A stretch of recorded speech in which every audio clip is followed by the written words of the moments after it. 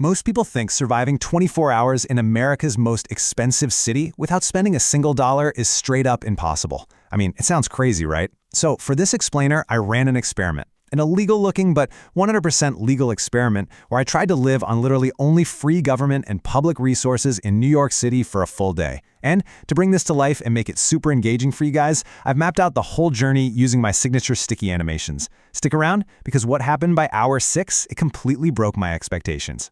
You know, it's really easy to see why people think pulling this off is impossible. Between rent, food, and transit, this city just constantly bleeds cash. It's like a financial black hole. But diving into this actually taught me a massive loophole. A loophole so big that most locals don't even know it exists, which is exactly the kind of unique info I want to give you guys today. Okay, let's dive into this. Before we break down the data, we've got to set up some ground rules for our little sticky animated guy here. Rule number 1, $0 from my bank accounts. Rule number 2, absolutely no borrowing money from friends. And rule number 3, we are relying only on legally accessible public resources. We're talking public libraries, municipal programs, community assistance hubs, and transit allowances. Why so strict?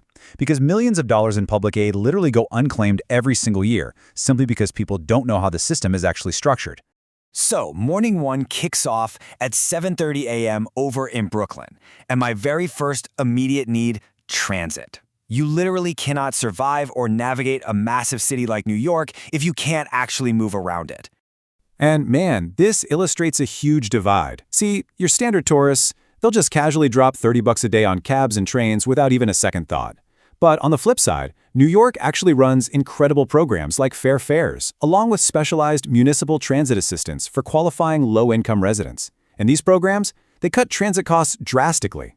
Now obviously, I couldn't just fraudulently use some local's card. No way, that totally violates our ground rules. But here's the hack. Public library access points actually offer free navigators. These are people whose whole job is to point citizens directly toward emergency transit vouchers and municipal benefits that they are legally entitled to. So by utilizing public community service directories that are actually mapped out by the city, I was able to secure a transit pass assistance guide that 100% legally covered my morning commute. Which brings us to the first really major takeaway from this explainer. Never pay full price for municipal transit access until you've checked active city subsidy portals. Seriously, doing your research on city subsidies is an absolute game changer. It's literally free money sitting on the table. All right, let's fast forward a bit. By 1 p.m., hunger is starting to hit hard, and I desperately needed a workspace to get some things done. Now what's really interesting about this is how most creators think you just have to go sit in a $7 coffee shop just to use their Wi-Fi and a cramped little desk. But the smart local knows better. The New York Public Library system is essentially a multi-million-dollar elite co-working space, and it's funded entirely by tax dollars. So there I was, getting completely free, ultra-high-speed internet. But while I was there, I also made a huge discovery. Because, this isn't just about getting free stuff. It's about really understanding how public infrastructure is built to support citizens during financial stress. Looking at the data, over 1.5 million New Yorkers are eligible for SNAP and community nutrition programs that a lot of them never even apply for. That is a staggering number, and this represents real, actionable knowledge that you can use if you are ever in a tight spot. So how exactly do you access this help? You go through municipal directories. These are city-backed portals that link citizens directly to community health initiatives and verified emergency food distribution centers. And by using these directories, I found a verified emergency food distribution center just 3 blocks away from where I was sitting. The infrastructure is literally sitting right there, waiting to be used. But, guys, here is where the experiment took a really brutal, eye-opening turn. By 8 p.m., the adrenaline wore off, and I had to face the harsh reality of relying solely on government and public assistance for the most complex human need of all, emergency housing. So the crucial point is that while public libraries, transit help, and food pantries work incredibly efficiently, emergency housing safety nets are a massive bureaucracy trap. You've got heavily backlogged systems, strict documentation requirements, and it means you can't just walk in and get immediate housing or emergency shelter on a whim. The system is just overwhelmingly backlogged.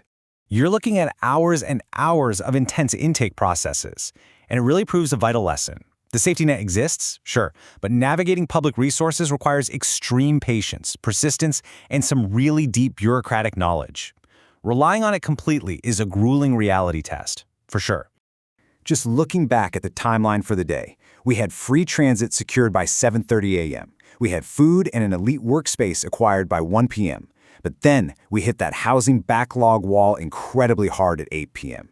Those super easy early wins just completely gave way to the complex, muddy depths of bureaucracy. So, what's the ultimate takeaway here? At the end of the 24 hours, I did it. I survived with $0 spent out of pocket. But honestly, I walked away rich in knowledge about how our municipal systems actually operate.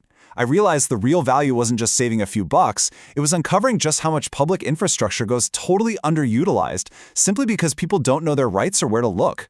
Which leaves us with this final, massive question.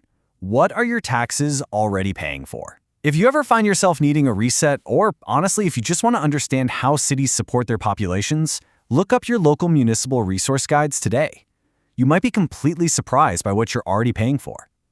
Thanks for watching this explainer, and be sure to hit that subscribe button if you want to see me and my sticky animations test another major city next.